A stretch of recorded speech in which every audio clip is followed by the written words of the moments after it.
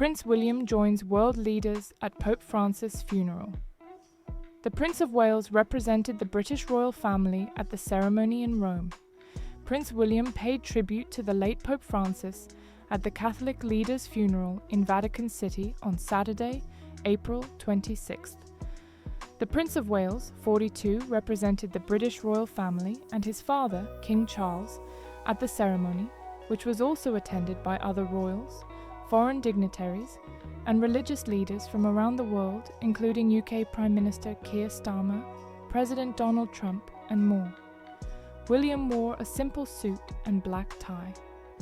As heir, Charles represented his mother, Queen Elizabeth, at the 2005 funeral of Pope John Paul II. In fact, that funeral forced the royal to push back his wedding to Queen Camilla by one day so he and others could attend. The late Queen Elizabeth never attended a funeral service for a pope, despite the fact that four, Pius XII, John XXIII, Paul VI, and John Paul I, died during her 70-year reign.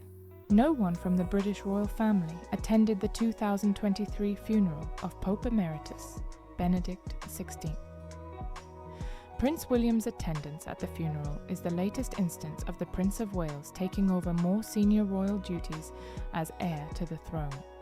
He similarly represented the British Monarchy at the reopening of the iconic Notre Dame Cathedral in Paris on December 7. King Charles, 76, and Queen Camilla, 77, met with Pope Francis just 12 days before he died, on April 9th. The royal couple was on a state visit to Italy at the time, and although their original plans to meet with the church leader were cancelled due to his recent health setbacks, they were able to briefly meet in private.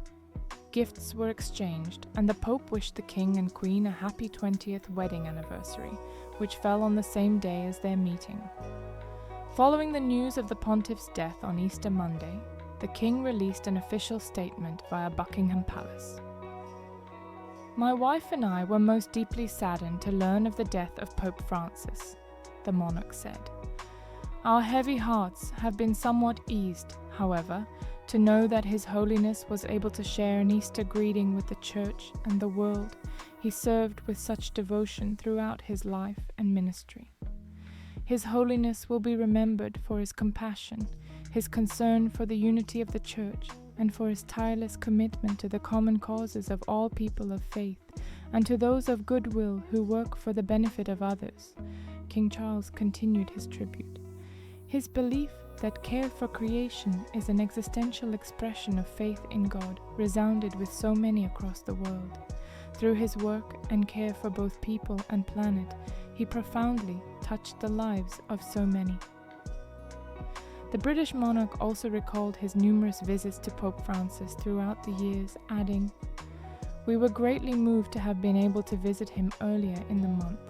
The King and Queen's first planned audience with His Holiness was called off due to the Pope's health struggles." Weeks earlier, he'd spent 28 days in the hospital amid treatment for double pneumonia. Just days before entering the hospital, Pope Francis reflected on old age and the consoling certainty of death in the preface for Awaiting a New Beginning, Reflections on Old Age by Cardinal Angelo Scola, Archbishop Emeritus of Milan. To say old does not mean to be discarded, as a degraded culture of waste sometimes leads us to think, Francis wrote. Saying old instead means saying experience, wisdom, knowledge, discernment, thoughtfulness, listening, slowness. It is true, one becomes old, but this is not the problem. The problem is how one becomes old. If we live this time of life as a grace, and not with resentment, if we accept the time, even a long one, in which we experience diminished strength, the increasing fatigue of the body, the reflexes no longer what they were in our youth, with a sense of gratitude and thankfulness, well then, old age too becomes an age of life which is truly fruitful and capable of radiating goodness, he added.